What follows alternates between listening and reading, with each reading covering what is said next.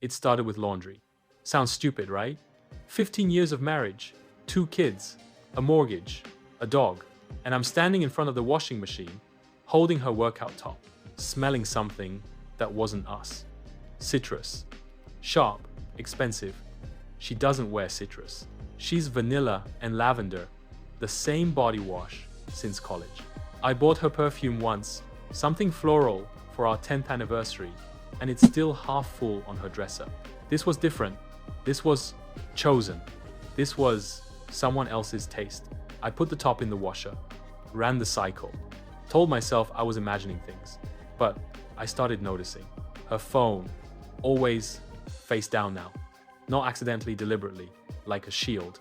Her hours at work stretching later and later. New project, she said. Big deadline. I nodded. I smiled. I believed. Her text with Jessica, the work friend I'd never met that she'd angle away from me at dinner. And then, 3 weeks ago, she came home and kissed me differently.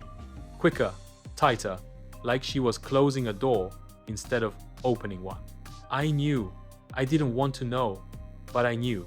The conference was real. I got the email, myself. Annual Pharmaceutical Sales Summit, Chicago, 4 days, mandatory attendance. I showed it to her over dinner. Chicago? She smiled. The right smile. That sounds fun. When? Next week, Tuesday through Friday. Babe, that's amazing. You deserve it. She was too happy. Not fake, happy, genuinely happy. Happy I'd be gone. I booked the hotel, packed my bag, talked about the sessions I was excited for, the networking events, the steakhouse everyone recommended. Tuesday morning, I kissed her goodbye, held her maybe a second too long. Miss you already, she said. Miss you too. I got in my car, drove toward the highway. And at the last second, I turned left instead of right. There's a coffee shop across from our house. Independent place. Good Wi-Fi. Windows that face the street. I parked in their lot at 9:47 a.m., ordered a black coffee, sat in my car with my laptop open like I was just another remote worker killing time. Our house sat quiet. Kids at school, her at work, supposedly.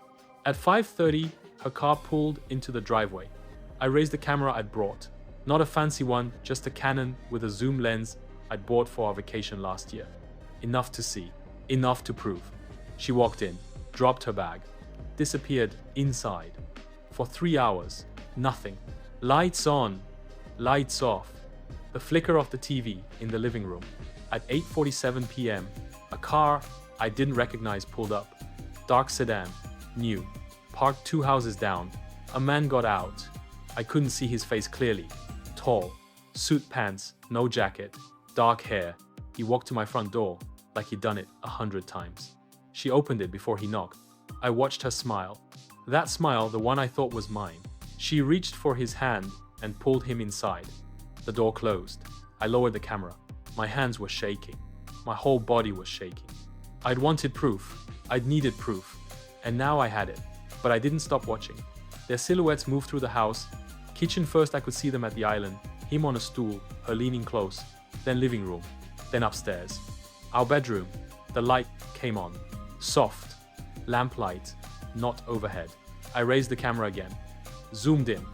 The curtains weren't fully closed.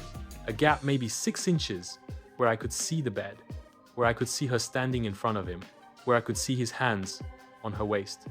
I filmed it. Every second. Every movement. Every shadow. I told myself it was evidence. For the divorce, for the lawyers. For the moment I'd confront her with proof she couldn't deny. But really, I just couldn't look away. It was like watching my own life burn down in slow motion. And I was the one holding the match. The light went off at 11:23 p.m. He left at 6:47 a.m. I know because I was still there. Still watching, still filming. She kissed him at the door, long, slow. The kind of kiss she used to give me. Then he walked to his car and drove away. I didn't follow him. I didn't confront her. I just sat in my car, coffee cold, camera heavy in my lap, and waited for the next night. Day 2 was the same. Work, home, TV, waiting. I texted her that morning. Asterisk, made it to Chicago. Conference is great. Miss you. Asterisk. She replied. Asterisk. Miss you too. Can't wait to have you home. Asterisk. Lies wrapped in lies, wrapped in lies. At 8:32 p.m., the dark sedan pulled up again. This time, I was ready. Tripod in the passenger seat, focus locked on the bedroom window. Recording before he even knocked. But something was different tonight. She opened the door faster, pulled him inside harder. They didn't go to the kitchen first, they went straight upstairs. Lights on, curtains still not fully closed. I filmed, but then I don't know why I lowered the camera, just for a second, just to breathe, and that's when I saw it. The living room window, ground floor, the one facing the street. She was standing there, not him, her, looking out, looking at me. Time stopped. I'm not being dramatic, it literally stopped. My heart, my breath, the cars on the street, everything just froze. She was at the living room window, fully dressed, arms crossed, watching me the way I'd been watching her. She'd known. All this time the fake conference, the car in the coffee shop lot, the camera she'd times known, times I was here. I lifted the camera again, not to film to see, to understand. Through the zoom, I saw her face clearly. She wasn't angry, wasn't scared. She was calm, peaceful, like someone who'd been waiting for a moment and finally watched it arrive.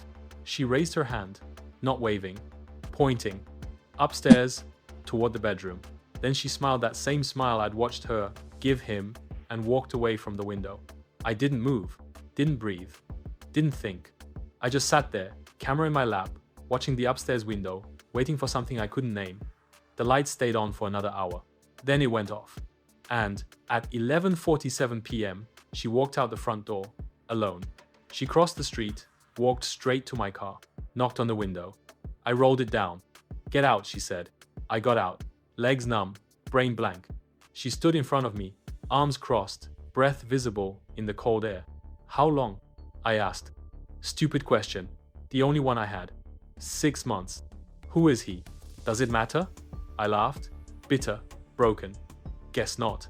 She looked at me, really looked, and for a second, I saw something flicker in her eyes. Guilt? Regret?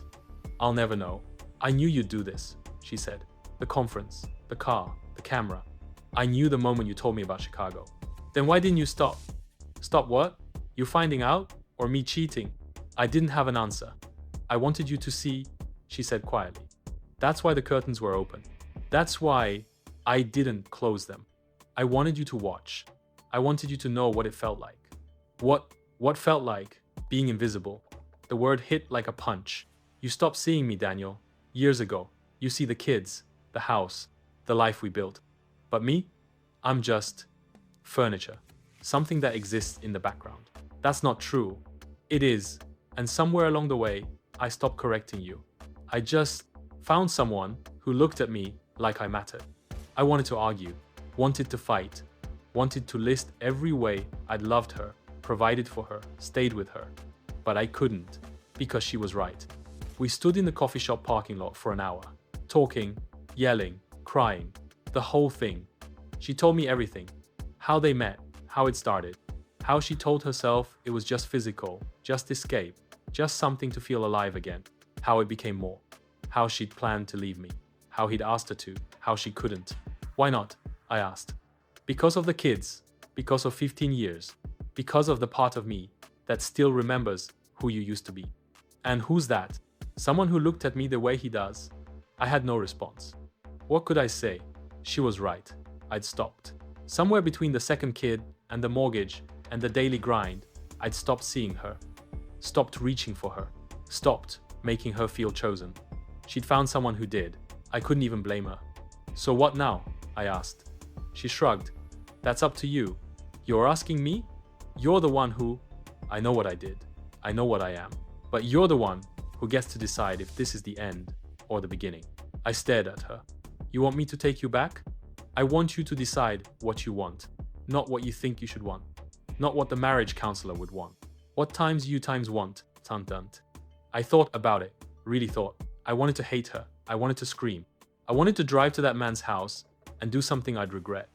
But more than any of that, I wanted to go home, to my house, to my bed, to sleep in my own space and wake up tomorrow and figure out what the hell my life was supposed to look like now. "I'm going home," I said. "Okay. You coming?" She looked at me, surprised. "You want me to?" "No. but I don't want to be alone either. She nodded, and together her walking, me driving slow beside her, we crossed the street and walked through our front door. The house smelled like him. That citrus cologne I'd noticed on her laundry. It was everywhere now. In the air, on the sheets, in the shape of the pillows. I stood in the bedroom doorway, staring at the bed. "I'll change the sheets," she said softly. "It won't matter." I know. We stood there, two strangers, in a room that used to be ours. "He's not coming back," she said. I told him tonight was the last night either way. Either way? Either I left with him, or I stayed and figured this out. He knew the rules. I laughed, hollow. There were rules? There are always rules, Daniel. You just stopped reading them. I didn't sleep. She did on the couch, not in our bed. I sat in the dark living room, staring at the window she'd stared out of, wondering how long she'd been watching me watch her. At sunrise, I made coffee. 2 cups. Hers with cream and sugar, the way she'd drunk it for 15 years. I set it on the coffee table, in front of her. She opened her eyes, sat up, took the cup. "Thank you." "Don't thank me. What do we do now?" I sat across from her, looked at this woman I'd loved, hated, lost, and maybe still loved despite everything. "I don't know. Can we figure it out together?" I wanted to say no, wanted to be strong, wanted to walk out and never look back. But I looked at her, really looked, and saw the girl who stayed up with me when my dad died. The woman who held my hand during our daughter's birth. The person who'd been my home for longer than I'd been anyone's anything. "I don't know if I can trust you," I said. "I don't know if I can trust you either." What does that mean? It means we both failed, just in different ways. She was right. God, I hated that she was right. "Okay," I said. "Okay, what?" "Okay, we figure it out. Together. But it's gonna be ugly. And long. And I might still leave 6 months from now." She nodded. "I know. And he can't ever come near this house again. He won't." I believed her. Or maybe I just wanted to. Maybe the difference doesn't matter. It's been 3 weeks. We're still in the same house. Still sleeping in separate rooms. Still figuring out what together means when everything that held us together is broken.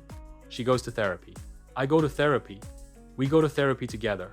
Some days, I look at her and feel nothing but rage. Other days, I catch her smiling at something on TV, and for a second, she's mine again. He hasn't called. She showed me the texts, the ones where she ended it, where he begged, where she blocked him.